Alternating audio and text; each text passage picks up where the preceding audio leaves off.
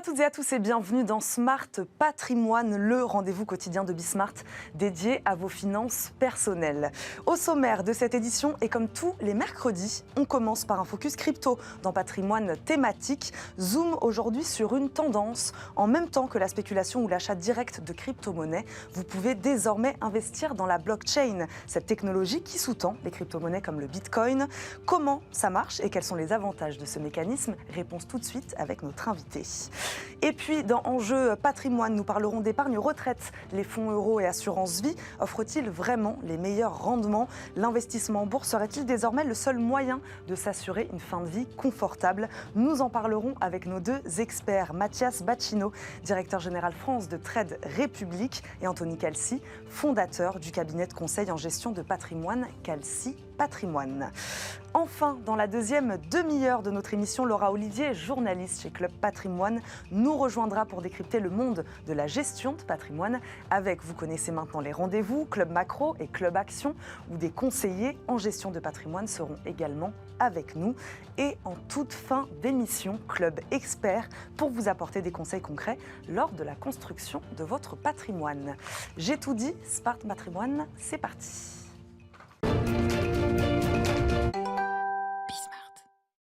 D'abord, comme tous les mercredis, Zoom Crypto dans Patrimoine thématique. Focus aujourd'hui sur cette nouvelle tendance, celle d'investir sur la blockchain. Thibaut Boutroux, responsable marketing de Just Mining, est notre invité. Bonjour. Bonjour, merci de me recevoir. Avec plaisir, bienvenue sur le plateau de Smart Patrimoine. Just Mining, plateforme proposant des solutions de stacking, masternodes et mining. On va essayer avec vous d'expliquer tous ces concepts. Déjà, Thibaut Boutroux, en fait, aujourd'hui, vous nous dites qu'il existe une autre manière d'investir dans les cryptos. C'est ça. Aujourd'hui, il existe plein de manières d'investir dans les crypto-monnaies et la blockchain. Donc, la plus connue étant simplement l'achat-revente, qui va s'apparenter un petit peu plus à du trading et qu'on va moins recommander aujourd'hui à des investisseurs, surtout novices, puisqu'on s'expose fortement à une volatilité des cours. Et l'économie de la blockchain a été pensée de manière à ce que aujourd'hui on puisse aller plus loin et contribuer en fait au fonctionnement de la blockchain. Donc tout à chacun, c'est vraiment des solutions qui sont accessibles à tous et on peut être rémunéré en conséquence, un petit peu comme notre banque nous rémunérait à l'époque avec notre livret d'épargne. Vous dites plus accessible à tous. Il est plus simple selon vous aujourd'hui d'investir dans la blockchain que d'acheter directement, comme vous disiez, de la crypto ? Alors, le mécanisme est globalement le même. On va avoir recours à peu près aux mêmes plateformes. Les fonctionnements vont être les mêmes. Aujourd'hui, on dit que c'est simple parce qu'on a des acteurs qui se sont mis en fait à simplifier ce processus. C'est-à-dire que des acteurs comme nous, par exemple, on va rentrer dans le dur de la blockchain et on va traduire un petit peu tous ces sous-jacents techniques qui vont être un petit peu complexes pour l'utilisateur de manière à le rendre accessible à tous. Thibaut Boutroux, comment ça marche? Expliquez-nous. Donc, on investit finalement dans une technologie, plus dans un projet qui supporte la crypto-monnaie. Donc, pas de notion de spéculation, c'est ce que vous disiez. C'est ça. Alors, il y a toujours une notion de spéculation puisqu'on est toujours exposé à la volatilité des cours. Mais en fait, ce qu'il faut bien comprendre, c'est que le système économique de la blockchain a été basé de manière à récompenser ceux qui participent au fonctionnement du réseau. C'est-à-dire que dans l'économie traditionnelle, l'émission monétaire, elle est gérée par les banques centrales. Dans l'économie de la blockchain, l'émission monétaire, elle est définie par un algorithme, elle est définie en amont du projet, donc on sait à quel rythme les tokens, donc les nouvelles crypto-monnaies vont être émises et à qui elles vont être distribuées. Elles vont être distribuées à ceux qui participent au réseau. Il y a différentes manières de participer au réseau, donc le stacking et les masternodes qu'on a évoqués. Donc ça implique un certain nombre de contraintes techniques et d'implications techniques. Donc ça, il y a quelques sociétés à travers le monde qui savent le faire. C'est notre boulot à nous. Et après, ces solutions-là, nous, on est capable de les dupliquer à nos clients pour leur proposer, de leur dire, plutôt que de vous exposer juste à une crypto-monnaie et de la conserver à long terme en ayant juste une exposition, on peut aller plus loin et faire fructifier en fait cet actif et générer des intérêts en fait sur cette crypto-monnaie-là. L'avantage pour la crypto-monnaie en question, c'est que ça fidélise un petit peu ces investisseurs et ça leur permet de s'engager sur du long terme. On va expliquer les différents concepts, je le disais, stacking, masternodes, mining. Ce ne sont pas les mêmes mécanismes. On va essayer de voir les différences entre tous ces concepts. Thibaut Boutroux, c'est quand même une manière complètement différente d'envisager la finance. Comment vous expliqueriez ce concept de finance décentralisée ? Alors, la finance décentralisée, c'est une manière différente d'aborder dans l'idéologie. En réalité, on va retrouver des mécanismes et des leviers qui vont être relativement similaires à ce qu'on peut trouver sur la finance traditionnelle. Simplement, les codes sont un petit peu différents, les discours sont également un petit peu différents. Et comme on est encore au tout début et qu'on est en train de dessiner cette nouvelle finance, il se passe plein de choses qu'on a parfois un petit peu de mal à comprendre et ça va très très vite. Les informations arrivent en quantité chaque jour. Donc c'est vrai que c'est assez difficile de décerner les bons plans, les opportunités et à côté tout ce qui va être un petit peu plus malsain. Et vous êtes là pour ça. Stacking, masternodes et mining, qu'offrent alors ces formules et comment choisir la bonne? Expliquez-nous. Alors l'avantage de ces solutions-là, c'est qu'il y en a un petit peu pour tous les portefeuilles. C'est-à-dire que derrière un projet de stacking ou derrière un projet de masternode, on peut avoir différentes caractéristiques, ce qui permet en fonction du profil de l'investisseur de s'adapter. Nous aujourd'hui, on a des gens qui viennent nous voir et en fonction de leur typologie d'investisseur, on va pouvoir les orienter plutôt vers un projet de stacking, plutôt vers un projet de masternode en fonction de ce qu'ils ont besoin. S'ils sont plutôt là pour faire du court terme, plutôt là pour faire du long terme, plutôt là pour prendre des risques, s'ils ont une appétence particulière sur un secteur d'activité, par exemple des projets qui vont être basés sur de l'énergie, des projets qui vont être basés plus sur le cloud décentralisé, etc., etc. Là aussi, on s'adapte au profil de l'investisseur, évidemment. Comment ça marche alors? Est-ce qu'il y en a un, peut-être stacking, masternodes, plus rentable que l'autre? Expliquez-nous. Alors, le mécanisme du stacking et des masternodes, ils sont globalement les mêmes. Pour vraiment schématiser et vulgariser le fonctionnement, s'il vous plaît. C'est un petit peu comme un compte épargne dans le sens où on va immobiliser une quantité X de crypto-monnaies et en contrepartie, on va toucher des intérêts de manière régulière. Après, la différence, c'est que forcément, on est exposé à un actif qui est une crypto-monnaie, donc qui est plus volatile que ce qu'on va trouver sur les marchés traditionnels. Et on a un produit aussi qui est plus flexible, c'est-à-dire qu'on a des intérêts qui vont être payés de manière quotidienne. On va avoir des périodes de blocage qui sont beaucoup plus légères. Certains projets, on ne va même pas en avoir. Donc, ça permet vraiment à l'investisseur de garder une agilité qui est vraiment nécessaire sur un marché comme le nôtre. Et Thibaut Boutroux, comment ça marche pour ceux qui détiennent déjà des crypto-monnaies? Alors ceux qui détiennent déjà des crypto-monnaies peuvent le faire. C'est aussi un petit peu la magie de la blockchain, c'est que vous pouvez soit vous dire, moi je décide de conserver mes crypto-monnaies et je ne veux pas participer à cette action-là et je les garde de mon côté. Ou alors vous pouvez me dire, moi de toute façon ces crypto-monnaies, j'ai prévu de les garder à long terme. Donc plutôt que de les garder juste à long terme dans mon portefeuille et les laisser dormir, autant les faire fructifier et gagner un petit peu d'intérêt dessus. En sachant que les intérêts peuvent varier selon les projets de 4 à 5% pour les projets les plus entre guillemets robustes et anciens. Et pour les plus jeunes projets, on peut monter sur des ROI qui sont un petit peu plus conséquents. Parce que vous parliez de rendement, de retour d'investissement régulier. Les gains reçus, ils sont proportionnels à l'investissement en crypto-monnaie, Thibaut Boutroux? Toujours. C'est pas parce qu'on investit 2 fois plus qu'on va avoir un ROI qui va être boosté. Non, ça ne fonctionne pas comme ça. Et généralement, les plateformes qui fonctionnent comme ça, c'est qu'il y a des sous-jacents qui sont un petit peu à éviter. Donc c'est peut-être l'intérêt principal, vous diriez, aujourd'hui, de ce type de mécanisme, c'est ce rendement régulier pour l'investisseur? Oui, ce rendement régulier, cette agilité, la possibilité de performance aussi qui va être largement boostée. Après, il faut toujours avoir en tête que c'est aussi s'exposer à une volatilité et à un marché qui est encore plus risqué. Ce qui fait qu'il y a plein d'opportunités et qu'il y a des possibilités de bénéfices qui sont importantes, c'est que derrière, il y a aussi un risque qui est plus conséquent. Plus on va s'exposer sur des projets qui sont jeunes, plus on va pouvoir bénéficier d'un levier qui est important, mais plus on va s'exposer à des risques. Globalement, c'est moins risqué quand même que d'investir directement dans les crypto-monnaies?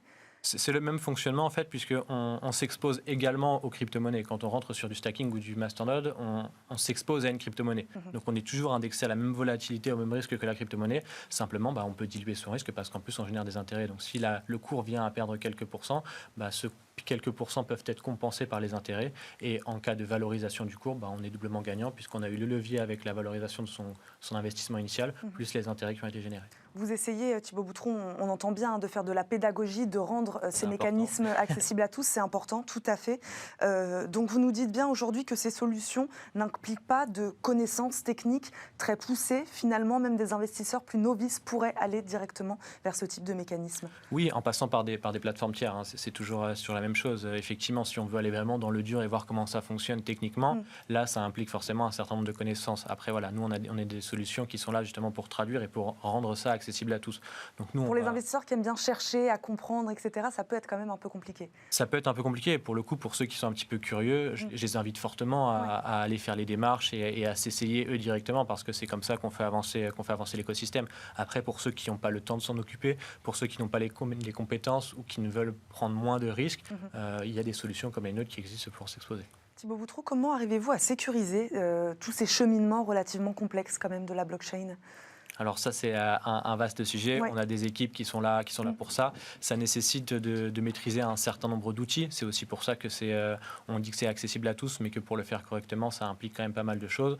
Donc après, c'est toujours une question de volumétrie et de ce qu'on attend derrière. Pour l'instant, on est sur quel volume? Alors, expliquez-nous comment fonctionnent aujourd'hui ces mécanismes. Quel retour des investisseurs avez-vous là-dessus? Alors, les investisseurs, ils sont très variés. C'est-à-dire que sur ce type de solution, nous, aujourd'hui, on a des clients qui rentrent à partir de quelques euros, quelques dizaines d'euros pour les plus petits. Et nos plus gros clients sont des professionnels qui rentrent sur quelques dizaines de millions. Donc, aujourd'hui, on a vraiment eu une démocratisation et l'arrivée de la régulation, des enregistrements qui ont été déployés par l'AMF. Ça permet aussi à des plus gros investisseurs de pouvoir s'exposer et apporter des liquidités. Donc, aujourd'hui, on a un marché qui est beaucoup plus liquide. On a une possibilité de produits avec des nouveaux projets qui arrivent qui permettent d'avoir une diversité encore plus grande. Donc ça permet à l'investisseur d'avoir plus de choix et de pouvoir diluer ses risques. Vous disiez que vous étiez donc au début, plutôt. Comment évoluent aujourd'hui ces investissements annexes dans l'univers des crypto-monnaies, Thibaut Boutroux? Ça évolue vite, très vite? Très vite, ouais. très vite. C'est la particularité de notre écosystème, c'est que tout va très vite. Donc il y a une agilité qui est nécessaire. Mais globalement, aujourd'hui, on s'en sort plutôt bien. On a la chance d'avoir un écosystème avec quand même pas mal de porte-parole qui font ce travail de démocratisation au quotidien. Donc on y arrive. Et nous, on le voit sur la courbe des nouveaux utilisateurs, des nouveaux arrivants, que ce soit des particuliers ou des professionnels. On a vraiment eu, depuis début 2020 et ce premier confinement, un changement de mentalité sur ce type d'actifs. Thibaut Boutroux, dernière question, peut-être même pas une question. Quel conseil donneriez-vous aujourd'hui à des investisseurs qui voudraient justement aller vers ce type d'investissement? Un petit peu le même conseil qu'on donne sur tous les investissements. D'abord, c'est se renseigner, s'informer, parce que quand vous allez acheter un bien immobilier, vous allez forcément vous renseigner un petit peu sur la ville et sur tout ce qui va y avoir autour avant d'acheter votre bien. Maintenant, les crypto-monnaies, c'est un petit peu pareil. Il ne faut pas qu'on traite cet actif de manière différente. Quand on veut investir sur une crypto-monnaie, on se doit de faire quelques recherches, de voir comment ça fonctionne, quel est le projet, etc. Et après, on peut y aller plus sereinement. Voilà. Aujourd'hui, vous avez de la chance. En plus, il y a plein de conseillers partout qui sont là pour répondre à votre question. Donc, profitez-en. Et il y a plein de contenus qui est en ligne disponible gratuitement. Donc, faire ses recherches et après, pas hésiter à franchir le pas. On peut commencer avec des montants qui sont entre guillemets raisonnables. Donc, il ne faut pas hésiter. Merci beaucoup Thibaut Boutroux d'avoir fait de la pédagogie aujourd'hui sur ce sujet-là. Merci de nous avoir accompagnés. Je le rappelle, vous êtes responsable marketing de Just Mining. Merci à vous. Tout de suite, c'est Enjeu Patrimoine.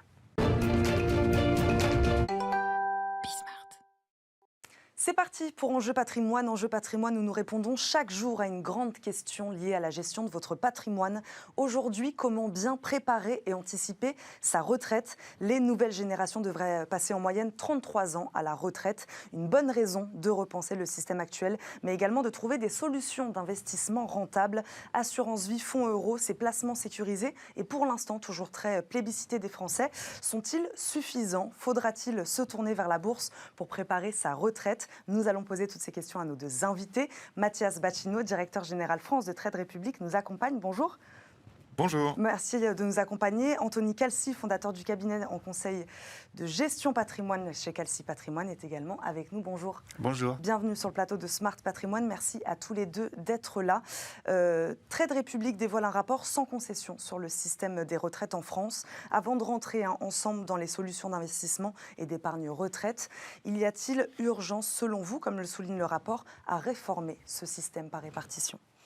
Alors, la question de la réforme du système de retraite par répartition, c'est le serpent de mer de la politique française. C'est pas nouveau. Depuis que je suis tout petit, je ne suis pas très vieux encore, mais depuis que je suis tout petit, c'est un sujet. Donc, la question qu'on se pose, nous, chez Trade Republic, c'est plutôt comment les Français peuvent eux-mêmes sauver le système de retraite par répartition. Il y a un constat sur lequel Trade Republic a été construit il y a quelques années en Allemagne, qui est le suivant, qui est assez simple. Nous vivons de plus en plus vieux, c'est une très bonne nouvelle. Il y a de moins en moins de jeunes, c'est une moins bonne nouvelle. Et les taux sont très bas, c'est et une bonne et une mauvaise nouvelle. Et dans ce contexte, eh bien, le système de retraite par répartition ne suffit plus. Un jeune aujourd'hui, né dans les années 90 ou 2000, si rien n'est fait, verra son pouvoir d'achat au moment de sa retraite baisser de 40%. Et quand on sait à quel point les grands-parents dans notre société aident les parents et les petits-enfants, eh bien, c'est vers un appauvrissement généralisé probablement de la société française. Et d'ailleurs, c'est le cas dans de nombreux pays européens vers lesquels on se dirige, sauf à ce que les Français mettent leur épargne au travail. Notre épargne, c'est notre avenir. Donc, investissons-la. Anthony Calci, avant de rentrer dans les détails et même d'expliquer, on va essayer d'expliquer pourquoi autant de perte de pouvoir d'achat aujourd'hui à la retraite. Donc on ne pense plus à réformer finalement le système des retraites, il faut trouver d'autres solutions directement, c'est ce qu'on se dit aujourd'hui. Alors oui, moi c'est pas mon rôle de savoir quelle réforme il faut faire pour sauver le système des retraites, mais il n'y a pas besoin d'être un grand économiste pour se dire qu'il va y avoir un grand problème si on a 30 ans aujourd'hui et qu'on on veut prendre sa retraite à 65 ans parce qu'il va y avoir beaucoup moins d'actifs qui vont payer pour ma retraite puisque c'est un système par répartition. Donc, quand on dit aussi, j'entends mes clients, je cotise pour ma retraite, c'est faux. Hein, vous cotisez pour la retraite des retraités actuels. Donc, moi, mon métier, c'est de trouver les solutions pour constituer un patrimoine qui va permettre, évidemment, de pouvoir avoir un pouvoir d'achat qui sera sauvé au moment de votre retraite. Et aujourd'hui, avec les taux bas, les injections de liquidités, il y a une destruction massive du pouvoir d'achat qui est même fait chaque année. Donc, si vous épargnez sans rentabiliser votre capital et votre patrimoine, au bout de 20 ans, 30 ans, ce capital ne vaudra rien par rapport au pouvoir d'achat qu'il y aura dans 30 ans au moment de votre retraite. C'est intéressant sur ce que vous nous dites, sur les retours que vous avez de vos clients. Aujourd'hui, on comprend bien qu'il faut faire plus de pédagogie. Il faut expliquer aux Français, voilà, ils ne comprennent pas comment marche forcément le système de retraite actuel. Et puis, il faut leur expliquer qu'il faut épargner tôt, c'est ça? Le plus tôt possible, presque? Alors, on a fait une étude avec l'IFOP là, au mois de juillet dernier, et on s'est aperçu que 75% des Français ne comprenaient pas les frais de leur épargne, ne comprenaient pas comment leur épargne fonctionnait et ne savaient pas tout simplement ce qu'était une épargne nette de l'inflation. Donc il y a un travail de pédagogie considérable à faire, mais il y a une bonne nouvelle, c'est qu'on est à un tournant générationnel. Aujourd'hui, plus de 60% des jeunes en France ont une image très favorable de l'investissement en action, et surtout 80% des Français estiment que l'investissement en action, et donc de manière générale dans l'économie réelle, devrait être rendu accessible. L'accessibilité, c'est le mot-clé, c'est ce à quoi Trade Republic s'attaque. Et l'accessibilité, c'est une application simple à utiliser, c'est des frais moins chers, puisque aujourd'hui 2/3 des Français à peu près considèrent que les frais bancaires sont trop élevés. On a 2/3 des Français toujours qui sont insatisfaits du comportement des banques et des assureurs. Donc il y a un changement d'état d'esprit, un changement probablement aussi générationnel. Donc oui, il faut faire de la pédagogie, mais plus que de la pédagogie, c'est surtout rendre accessible. Pour ça, il faut lutter contre les préjugés. Il y a 2 préjugés majeurs aujourd'hui contre l'investissement dans l'économie réelle. Le premier, c'est que les gens pensent que la bourse, c'est fait pour acheter au plus bas et vendre au plus haut. Ça ne s'appelle pas investir, ça s'appelle spéculer. C'est possible, mais c'est très difficile. Anthony le sait. Le deuxième préjugé, c'est trop compliqué de choisir quelle action acheter. Je ne sais pas quelle action acheter. Si tu ne sais pas quelle action acheter, achète-les toutes. Ça s'appelle un ETF. Ce sont des paniers d'actions qui rassemblent les actions du monde entier et qui permettent de respecter l'une des règles d'or principales de l'investissement, qui est la diversification, c'est-à-dire qu'on ne met pas tous ses œufs dans le même panier. La pédagogie de l'investissement, il y a vraiment 2 catégories. C'est-à-dire, vous avez la cible patrimoniale à laquelle s'adresse Anthony et qui nécessite là pour le coup une pédagogie assez pointue, et les problématiques ne sont pas les mêmes. Et puis il y a le grand public, monsieur et madame tout le monde. Tous les jeunes aujourd'hui sont capables de comprendre qu'investir en bourse c'est possible, à condition de le faire de manière diversifiée et progressive. C'est-à-dire, on ne met pas tous ses œufs dans le même panier et on ne les met pas tous au même moment, un petit peu tous les mois. Comme ça, on bénéficie de la moyenne. Investir en bourse pour préparer sa retraite, on a compris, c'est une des solutions, en tout cas, que vous nous présentez aujourd'hui, qui plaît d'ailleurs aux plus jeunes. C'est ce que vous nous dites. C'est indiscutable. Il y a tout un mouvement aujourd'hui chez Trade Republic. Il y a 1 million de clients à peu près en 2 ans en Allemagne. Il y en a la moitié qui ont moins de 30 ans. En France, sur les 6 premiers mois, nous avons 75% des clients qui ont moins de 35 ans. Donc c'est un mouvement générationnel très puissant. Anthony Calci, à quel âge faut-il commencer à penser à sa retraite et donc commencer à se créer des revenus complémentaires? On parle des moins de 30 ans là déjà? Alors en fait, il y a plusieurs stades dans la constitution de patrimoine, dans une stratégie. Et effectivement, ce qu'on peut dire, c'est que plus votre patrimoine est petit, plus vous avez du temps devant vous, plus vous pouvez prendre des risques. Donc, effectivement, quand on a 20 et quelques années, son premier job, et qu'on met quelques centaines, dizaines d'euros par mois, je pense que la bourse, sur le long terme, investir dans les entreprises, donc dans la croissance de demain, dans la transformation de la société de demain, c'est vraiment la meilleure stratégie pour commencer. Et ces stratégies d'investissement progressif qui permettent de lisser énormément les points d'entrée, donc les risques d'acheter trop haut ou de vendre trop bas, est vraiment excellente. Et quand on a des ETF, quand on a une app qui est peu chère, très très peu chère, eh bien c'est, je pense, une très bonne stratégie. Après, plus le patrimoine grossit, plus on peut mettre de l'argent de côté, eh bien il faut diversifier. Donc c'est là que, oui, quand on a 10 000 euros en actions, et que sur une année de crise, on peut perdre, on l'a vu l'année dernière pendant le crack du Covid, 40-50% de son capital, les Français ont un peu plus de mal à accepter cette volatilité. Mais si on a toujours cette stratégie d'investissement progressif, on peut aller jusqu'à 100 000, 200 000, 300 000 euros. Mais imaginez-vous, avec 500 000 euros en actions qui sont 100% de votre patrimoine à la retraite, et que vous devez vivre encore ces 30 prochaines années à votre retraite avec ces 500 000 euros en actions, vous seriez un petit peu peut-être inquiet. Donc c'est pour ça que commencer très tôt en action, avoir un long horizon d'épargne, c'est excellent, mais au fur et à mesure que votre richesse grossit, il faut diversifier en immobilier, en private equity et d'autres stratégies. C'est cette complémentarité de solutions qui marche également. Vous en parliez, Mathias Bacchino, on a l'impression qu'on est quand même à un changement d'idéologie. Aujourd'hui, on n'est plus en gros, il y a le top 3 des meilleurs placements retraite, et puis c'est comme ça, et puis c'est les mêmes, et puis c'est un rendement assez régulier finalement, pas énorme d'ailleurs. Je parlais tout à l'heure d'assurance vie, fonds euros, ils sont toujours très plébiscité par les Français, mais on est sur des rendements plutôt faibles. Ça, c'est fini, cette époque est révolue. Bon, déjà, je pense que les Français en sont conscients de plus en plus. Ça prend un petit peu de temps, mais les Français en sont conscients. Il faut à peu près 120 ans pour doubler un patrimoine avec un livret A. Il faut à peu près 60 ans pour doubler un patrimoine avec un fonds en euros. Et entre 10 et 12 ans pour doubler un patrimoine avec un portefeuille d'actions diversifié et progressif. Donc, ces réalités-là sont de plus en plus visibles aux yeux des Français. L'autre facteur majeur, c'est Internet, puisqu'aujourd'hui, les banques et les assureurs n'ont plus le monopole vertical, je dirais, de la communication d'informations et du savoir sur ces sujets-là. Des conseillers en gestion de patrimoine comme Anthony font un travail de pédagogie. Des applications comme Trade Republic le font également. Il y a les réseaux sociaux, où vous retrouvez énormément d'influenceurs qui parlent de ces sujets-là, qui démocratisent ces questions-là, et des voix qui s'élèvent aussi dans le débat public pour dire que prendre 2% de frais par an sur 5 000 milliards d'euros d'épargne financière des gens, ça n'est peut-être pas finalement un service que rendent les banques et les assureurs, mais c'est plutôt un scandale. Donc les choses se font de plus en plus claires.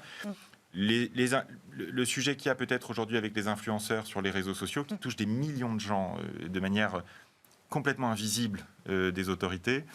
Moi, il y a une image qui m'a beaucoup marqué cet été, c'est celle de Cristiano Ronaldo, le footballeur, qui a enlevé une bouteille de coca de sa conférence de presse pour mettre une bouteille d'eau. Bien, des acteurs comme nous, comme Trade Republic, nous allons sur le terrain, sur les réseaux sociaux, auprès des influenceurs, pour essayer de retirer du regard des jeunes générations les sites de paris sportifs ou les sites de trading hyper spéculatifs et leur proposer quelque chose qui soit à la fois sain et efficace. C'est un peu la démarche qui est la nôtre. Donc oui, il y a ce changement à la fois générationnel, médiatique, des acteurs comme Bismart qui émergent et qui portent un discours bien plus pédagogique et clair. Donc les choses vont indiscutablement dans le bon sens et fort heureusement parce qu'il était temps. Anthony Calci, les solutions d'épargne retraite évoluent beaucoup, ça aussi vous le constatez ? Oui, alors pour revenir sur le fonds euro et sur les frais, en deux mots, oui, aujourd'hui le rendement moyen du fonds euro c'est autour de 1%, il y a 1% de frais de gestion, donc ça veut dire que on vous prend 50% de frais. Et alors c'est pas si grave si vous êtes à la retraite et que vous allez faire des rachats, peut-être que vous arriverez à survivre et à pas tout liquider, parce que parce que le pouvoir d'achat sera diminué au fur et à mesure du temps. Mais par contre, si vous épargnez sur le fonds en euros pendant 30 ans, vous ne pourrez rien vous acheter à la retraite. Hein, je vous le dis tout de suite. Donc il faut optimiser ça. Alors il y a des nouvelles solutions. Bon, le PER, le plan d'épargne retraite, je pense que ça, vous faites allusion. Pour moi, difficile à rentabiliser. Très, très difficile à rentabiliser parce qu'en fait, l'avantage fiscal à l'entrée qu'on vous vend, on oublie de vous dire qu'à la sortie, on vous le reprend.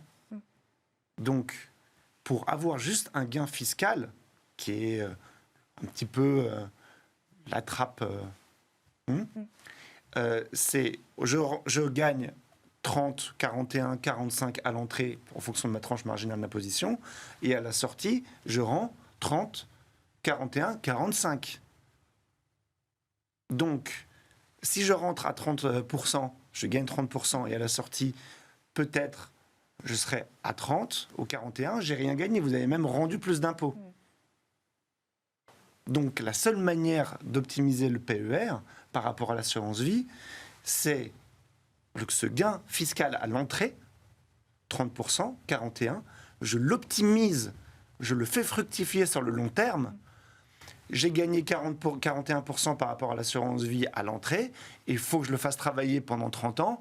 Et là, oui, je rends mes 41%, mais j'ai créé une plus-value grâce à ces 41% pendant 30 ans. C'est la seule façon de le gagner. Donc il faut le mettre à risque, ce PER, mais le gain fiscal, il y a de fortes chances qu'il ne soit vraiment très très faible sur cette durée. Anthony Calci, vous parliez tout à l'heure de l'immobilier, l'immobilier locatif notamment.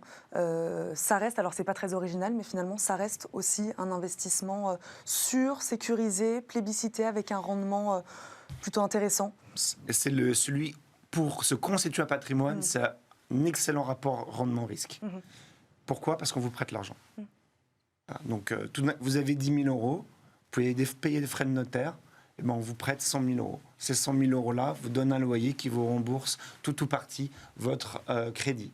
C'est absolument très, très, très efficace. Mathias Bacchino, vous parliez tout à l'heure de cette différence, faire la distinction entre investir et spéculer. Ce qui est intéressant, en effet, je pense que les gens n'ont pas forcément envie de parier sur leur retraite. Comment vous faites de la pédagogie autour de cette question-là ? Les jeunes sont moins frileux, c'est ce que vous nous dites. Ils ont moins peur peut-être de prendre un pari un peu plus risqué, mais pas tant que ça. Finalement, le marché, investir dans le marché action, c'est pas si risqué que ça, c'est ce que vous nous dites. En fait, tout dépend comment on le fait. C'est-à-dire que quand on regarde les historiques, sur les 120 dernières années, les marchés actions du monde entier, c'est à peu près 5% par an de rendement. Quand on regarde le CAC 40, par exemple, depuis sa création, c'est 7% par an. Sur les 10 dernières années, et pourtant il y a eu des mouvements de marché assez forts, on est autour de 7% par an aussi. Donc l'enjeu de rendre accessible l'investissement à long terme sur les marchés actions, parce qu'on parle de marché actions. En fait, dans quoi on investit ? On investit dans l'économie réelle. Donc la seule question, le seul pari que vous prenez quand vous investissez correctement et efficacement dans des entreprises, c'est le pari de la croissance économique. La grande question que vous devez vous poser, et que les jeunes se posent d'ailleurs assez logiquement, c'est est-ce que je considère qu'il va y avoir de la croissance économique dans les 30 prochaines années dans le monde ? Si on pousse la réflexion un peu plus loin, la deuxième question qu'on se pose, c'est dans quel secteur ? Est-ce qu'il va y avoir plus de croissance dans le secteur des énergies renouvelables ou dans le secteur pétrolier ? Bon, je pense que, comme disent les jeunes aujourd'hui, la question, elle est vite répondue. Donc, il y a ces questions-là qu'on se pose. Et ensuite, c'est facile. Si on investit de manière diversifiée, on réduit considérablement son risque. C'est au moins 15 actions différentes ou alors un ETF, c'est-à-dire un panier d'actions avec très peu de frais. Deuxième question essentielle, l'investissement programmé. Aujourd'hui, Trade Republic est l'un des seuls acteurs, peut-être le seul en France, à proposer d'investir automatiquement à partir de 10 euros, sans frais, tous les mois sur les marchés.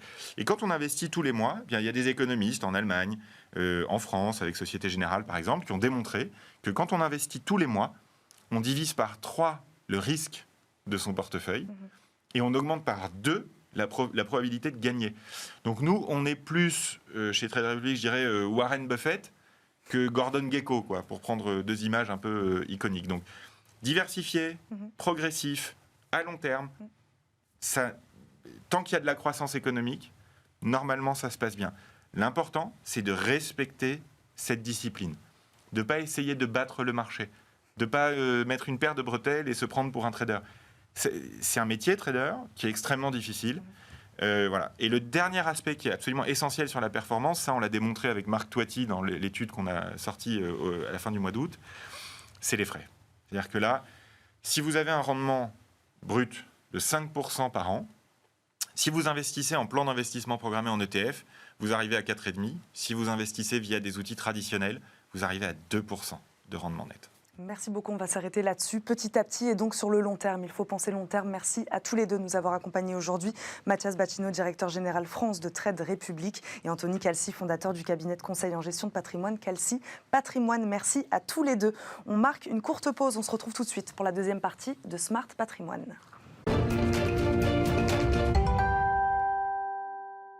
Rebonjour et merci de nous rejoindre pour cette deuxième partie de Smart Patrimoine, une deuxième partie d'émission en partenariat avec Club Patrimoine où nous donnons la parole aux conseillers en gestion de patrimoine et aux experts du secteur pour décrypter leurs enjeux et leurs choix d'allocation.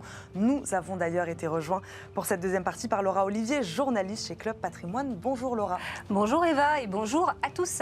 Au sommaire de cette deuxième partie, pour commencer, le Club Macro et nous recevons aujourd'hui Benoît de Broissia, gérant fonds mixte chez Keren Finance et nous parlerons avec lui de Chine et du risque que représente Evergrande.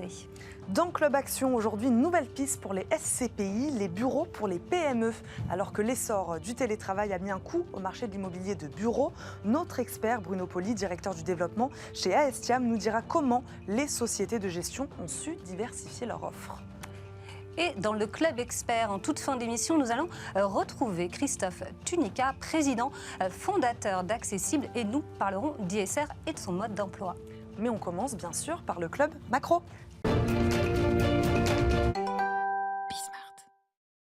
Et merci de regarder le Club Macro. Notre invité aujourd'hui est Benoît de Broissia, qui est gérant fonds mixte chez Keren Finance. Bonjour Benoît. Bonjour Laura, bonjour Eva. Alors, ensemble, on va parler d'Evergrande. Alors c'est vrai que la Chine fait beaucoup parler d'elle, parce qu'avec la réglementation sur plusieurs pans de chez eux, l'économie, etc., c'est quelque chose dont on parle beaucoup, Evergrande, du risque que ça représente, notamment à cause de cette dette colossale qu'a accumulé le conglomérat chinois. Peut-être que déjà, pour commencer, on peut rappeler qui est Evergrande. Oui, tout à fait. Alors, on a beaucoup parlé, on parle beaucoup aujourd'hui d'Evergrande dans les médias parce que le groupe a mandaté un expert financier pour l'accompagner, pour le conseiller par rapport à une situation délicate en termes de dette, avec des échéances de remboursement importantes et une situation de liquidité qui est aujourd'hui très tendue. Il faut rappeler qu'Evergrande, c'est l'un des leaders de la promotion immobilière en Chine. C'est le deuxième, c'est ça, hein? Alors, on ne sait pas tout à fait, mais c'est probablement le deuxième promoteur immobilier chinois, avec des chiffres qui sont à la mesure, voire la démesure de l'économie chinoise. On parle d'une taille de bilan de 360 milliards de dollars, avec un endettement ou des créances à hauteur de 300 milliards de dollars. Ça représente 2% du PIB de la Chine. Donc ce sont des chiffres colossaux, 200 000 salariés, une constructibilité sur les réserves foncières de plus de 200 millions de mètres carrés. Donc c'est un groupe d'une très grande taille dont l'activité s'étend même au-delà du domaine immobilier, puisqu'ils se sont diversifiés dans d'autres activités, des activités financières, des activités automobiles, etc. L'eau, le football, enfin c'est vraiment... D'où évidemment des interrogations quant à la situation financière d'un conglomérat de cette taille.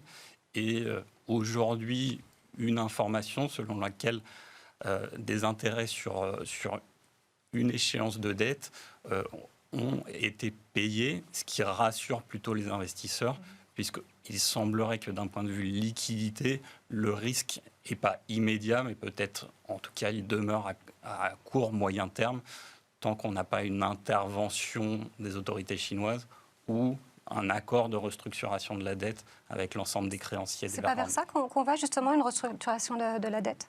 Alors effectivement, les autorités chinoises sont confrontées à un dilemme avec deux options. La première option, c'est de procéder à un sauvetage d'Evergrande, injecter les liquidités, apporter les capitaux nécessaires pour que Evergrande puisse faire face à l'ensemble de ces échéances. L'autre option pour les autorités chinoises, c'est d'organiser une restructuration de la dette, donc réunir l'ensemble des créanciers, leur faire accepter sans doute de prendre une partie de leurs pertes sur l'ensemble des investissements qu'ils ont pu faire sur le groupe Evergrande, mais avec le risque que cela entraîne des effets de contagion, une défiance vis-à-vis de ce type d'opérateurs, donc les promoteurs immobiliers en Chine, et peut-être un effet de contagion si un certain nombre d'épargnants perdent de l'argent, si certains établissements bancaires doivent supporter des pertes importantes sur leur exposition à Evergrande.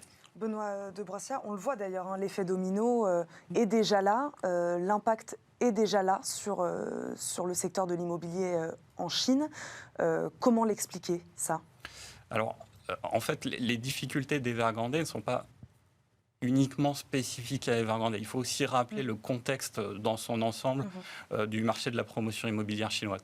C'est un marché de la promotion qui a été extrêmement dynamique pendant des années, sur lequel il y a eu peut-être aussi un excès d'endettement, un excès de spéculation de la part des investisseurs et des particuliers chinois, avec du coup un écoulement des programmes qui était extrêmement rapide et les promoteurs immobiliers qui accumulaient du foncier pour sortir de nouveaux programmes immobiliers, de nouveaux programmes de logement qu'ils pensaient écouler rapidement dans les bonnes conditions.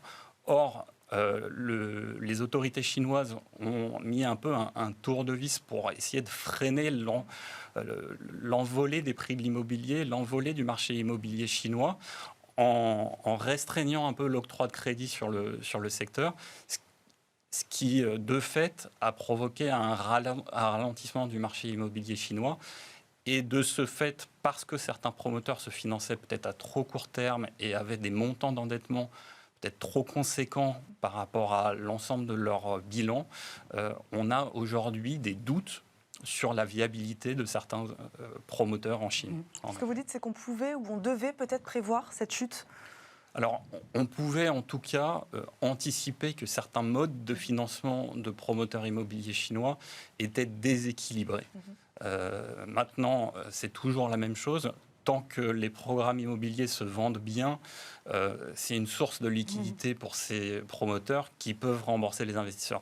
Dès que l'écoulement des programmes immobiliers devient plus délicat, on se retrouve confronté à des situations difficiles, a fortiori s'il y a un excès d'endettement. Et puis peut-être, on a vu aussi ces promoteurs se diversifier dans d'autres activités en dehors de leur cœur de métier et des activités qui n'étaient pas toujours rentables et qui pouvaient provoquer parfois des besoins de liquidité additionnels pour ces groupes.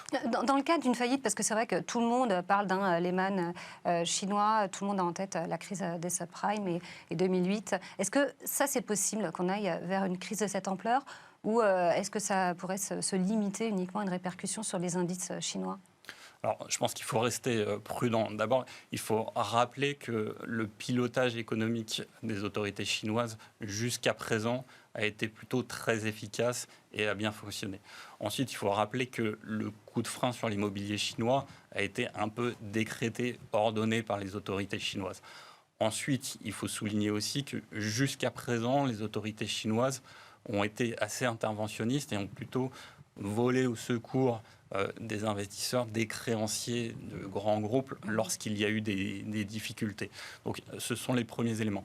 Ensuite, si bien même on parle d'une restructuration d'Evergrande, on peut penser que le scénario de base serait une restructuration ordonnée. C'est-à-dire que Evergrande a des actifs, ils ont des programmes de logement dont certains nécessitent des liquidités pour être menés à bout. Il faut poursuivre la construction des logements pour pouvoir les vendre. Évidemment. Pour autant, Evergrande a des actifs. Ils sont peut-être sans doute aussi en mesure, dans le temps, de céder des actifs, que ce soit des programmes immobiliers ou que ce soit sur leurs activités adjacentes qui sont en dehors de leur cœur de métier et qui ont peut-être de la valeur pour des acheteurs stratégiques qui peuvent se prévaloir de synergies ou d'un intérêt stratégique sur d'autres typologies d'actifs en dehors de l'immobilier. Allez, Laura. Est-ce que c'est le moment d'entrer sur le marché chinois? Ça, c'est peut-être une question qu'on peut réellement se poser aujourd'hui. Alors c'est une bonne question, c'est une question que l'on se pose nous aussi chez Keren Finance. Pour le moment, nous restons plutôt attentistes sur le marché chinois pour plusieurs raisons. On a évoqué la reprise en main par les autorités chinoises de certains pans de l'économie. C'est le cas notamment dans le domaine de l'éducation, c'est le cas notamment dans le domaine de la technologie. Et ce sont des éléments qui sont préoccupants pour les investisseurs puisque les perspectives de croissance de certains acteurs sont remises en cause. On reste dans un interventionnisme, dans une étape où les autorités chinoises semblent se montrer plus interventionnistes avec plus de régulation, ce qui n'est pas très bon à court terme, ce qui continue de peser à court terme sur les marchés chinois. Et en plus de ça, on a une décélération assez marquée de l'économie chinoise. Historiquement, les autorités chinoises sont souvent intervenues pour relancer l'économie chinoise, notamment via le secteur de la construction des infrastructures. On attendra peut-être ces signaux, nous, pour se repositionner de façon plus convaincue sur le marché chinois. Vous parliez évidemment donc d'impact sur la confiance des investisseurs sur le marché immobilier chinois. Est-ce qu'on peut craindre un impact à long terme? Là, on est sur un impact évidemment court-termiste. Est-ce qu'on peut craindre un impact à long terme sur la confiance des investisseurs sur ce marché? Alors c'est une question qui, je pense, est au cœur des discussions au sein des organes politiques chinois. C'est-à-dire, aujourd'hui, ils sont confrontés à l'aléa moral. Est-ce qu'on sauve Evergrande et on prévient toute perte pour les investisseurs qui sont impliqués dans Evergrande, avec le risque que les déséquilibres constatés se poursuivent, puisque les investisseurs seront encouragés à prendre des risques en se disant que les autorités chinoises seront toujours là s'il y a une difficulté quelconque, ou alors on accepte d'organiser une restructuration, une situation où les investisseurs vont perdre de l'argent, probablement on va repricer le risque, donc provoquer un ralentissement du secteur de l'immobilier, peut-être de la construction, avec des effets induits sur le reste de l'économie chinoise. C'est une question qui aujourd'hui n'a pas de réponse évidente. Merci beaucoup Benoît d'avoir été avec nous. Merci. Je rappelle que vous êtes gérant fonds mixte chez Keren Finance. Et nous, on se retrouve tout de suite pour le Club Action.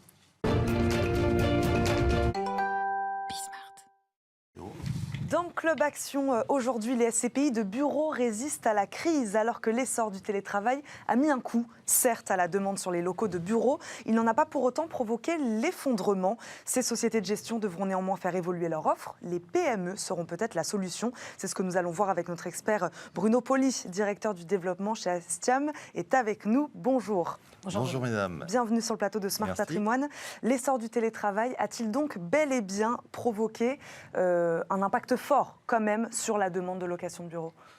Alors oui, l'impact est fort, mais ce qu'on mesure aujourd'hui, c'est que l'impact est à deux vitesses, selon que effectivement on est avec des locataires dits grands groupes ou avec des PME, puisque effectivement aujourd'hui, ce que l'on constate au niveau des grands groupes, c'est une volonté forte de mettre en place du télétravail et on l'a assorti de flex office, à savoir que effectivement là où on avait un certain nombre de collaborateurs, eh bien en fait on va s'ingénier à réduire le métrage de façon à ce qu'il y ait un roulement en termes présentiels, et ce qui donc motive à ce que les gens soient en télétravail.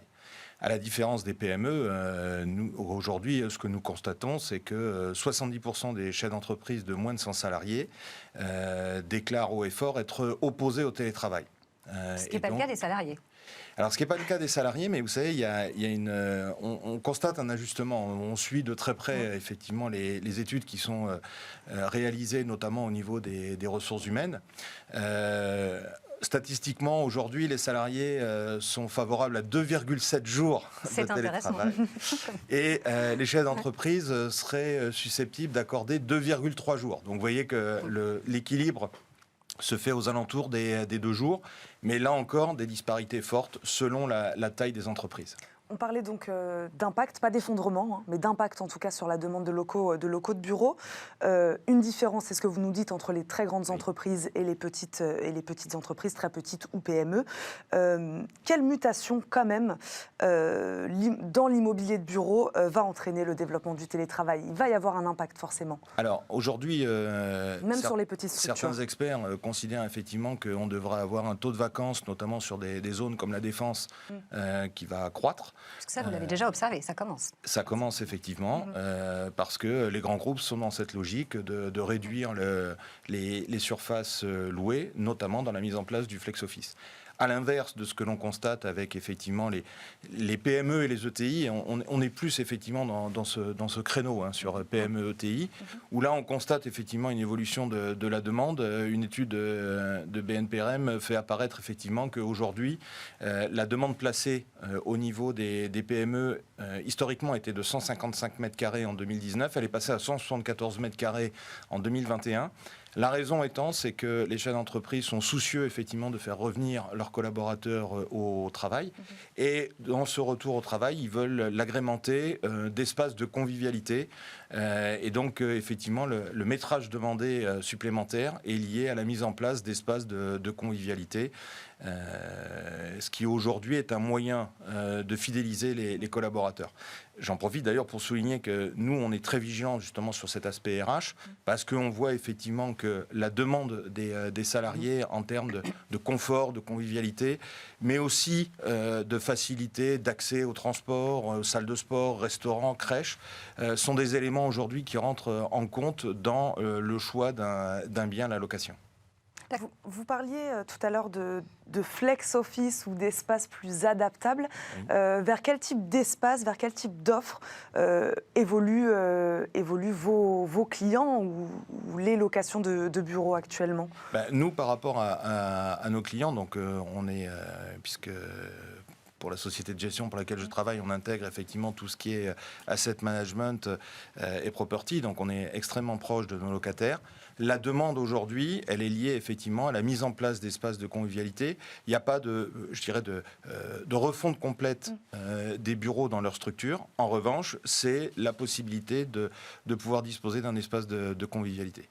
Et là, on le voit, la différence entre les grandes entreprises et les plus petites entreprises. Les grandes entreprises, on en a entendu parler, même des grands groupes qui ne veulent plus faire revenir presque leurs salariés au bureau, alors que ces petites entreprises veulent les faire revenir, à contrario, et veulent leur créer un espace de bien-être. C'est ce que vous nous dites. Oui, alors c'est ce qu'on dit. Et puis en plus, on a la sensation effectivement que c'est quand même une nouveauté dans la demande des entreprises françaises. Il faut aussi la mettre en balance avec ce que certains grands groupes, notamment nord-américains, ont pu vivre. Parce qu'un des premiers qui a mis en place le flex office, en l'occurrence IBM, au bout de 20 ans, en 2017, est revenu et a annihilé complètement le système de flex office. La raison majeure qui était évoquée, c'est que les gains financiers réalisés par la réduction du nombre de mètres carrés loués, au fil du temps, a été gommé par le manque de créativité des équipes, parce que effectivement aujourd'hui, que ce soit Google qui fait un inventaire des problèmes liés au télétravail, ou Yahoo qui a fait revenir l'ensemble de ses collaborateurs, on parle quand même d'entreprises relativement dynamiques et en pointe. Et en fait, ils font revenir leurs collaborateurs parce qu'ils considèrent qu'il y a un manque de créativité, un manque de communication, et qu'au fil du temps, eh bien, les gains financiers réalisés par l'abandon de mètres carrés sont gommés par le manque d'innovation de ces entreprises. Et chez Aestiam, justement, Bruno, vous avez une SCPI qui est consacrée au bureau pour les PME, ou en partie? Alors, on a une SCPI, Aestiam Place-Saint-Pierre, qui est une SCPI de bureau, ou plus exactement une flexible majeure bureau. 80% bureau. Exactement. Avec une spécificité justement à comparer à certains de nos grands concurrents, c'est qu'aujourd'hui, on a un métrage moyen de 1100 mètres carrés, quand on constate aujourd'hui qu'on est plus proche des 3500-4000 mètres carrés sur les SCPI de bureau, qui, elles, sont beaucoup plus orientées sur les grands groupes, avec des sièges sociaux détenus notamment sur la Défense. L'avantage, c'est quoi? C'est que c'est divisible, Plusieurs sociétés, ça... Nous, en fait, notre ADN, c'est d'être dans la diversification et la mutualisation, à la fois d'un point de vue géographique, mais aussi d'un point de vue des locataires. On s'ingénie toujours à trouver des ensembles immobiliers qui sont d'une valeur entre 2 et 20 millions d'euros, et surtout qui ont cette capacité de pouvoir être divisibles, de façon à pouvoir y loger plusieurs locataires. Quelle est la proportion aujourd'hui de ces espaces SCPI immobiliers d'entreprise, chez vous par exemple ? Nous, aujourd'hui, la majorité, effectivement, de nos actifs immobiliers à l'intérieur de STM Placement Pierre sont des actifs de cette nature. On va retrouver typiquement des bureaux dans des immeubles haussmanniens dans le centre de Paris. Et puis, quand on va en périphérie de métropole, on va être effectivement sur des ensembles, là encore, soit à l'acquisition, soit en valeur d'expertise, entre 2 et 20 millions et divisibles toujours. Sur les bureaux PME, pardon. Oui. La question, c'était sur les bureaux PME. Nous, majoritairement, aujourd'hui, nos locataires sont des locataires PME. Mais justement, on peut parler peut-être de taux d'occupation. Alors, je dis PME, ETI.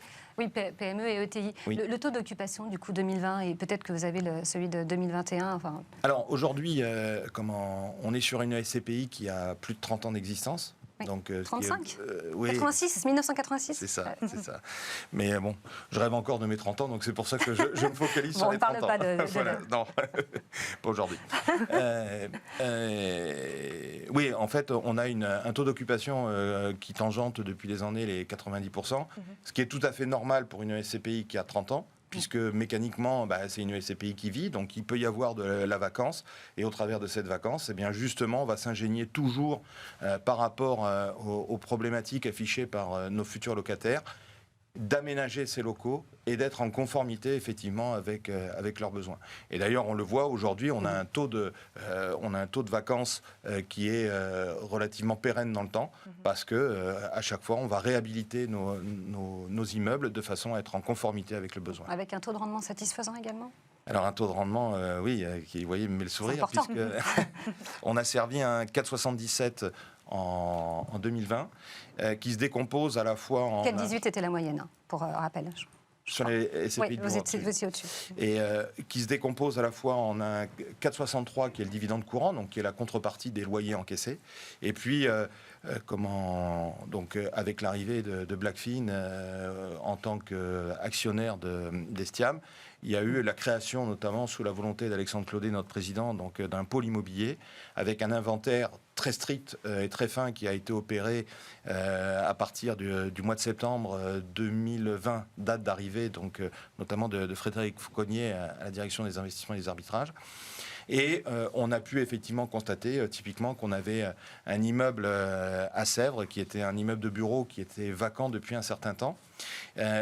Pour prendre l'image qui m'est chère d'Astérix, c'était le village gaulois au milieu des camps retranchés. Et en fait, c'était une zone qui historiquement était un quartier d'affaires, qui a muté, qui est devenu un quartier d'habitation. Et cet immeuble était seul au milieu. Et donc, trouver un locataire dans ces conditions, c'était compliqué.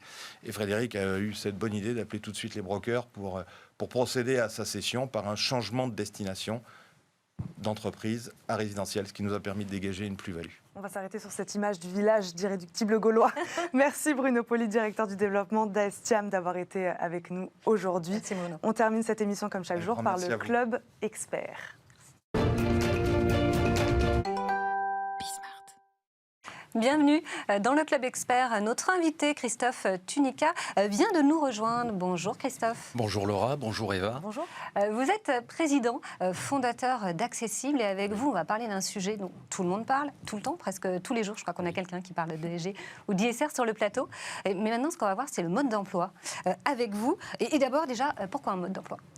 Alors, parce que en fait, un mode d'emploi, il est nécessaire en fait d'y voir un peu plus clair en la matière, parce que vous avez la loi européenne sur le climat qui a été votée en 2019.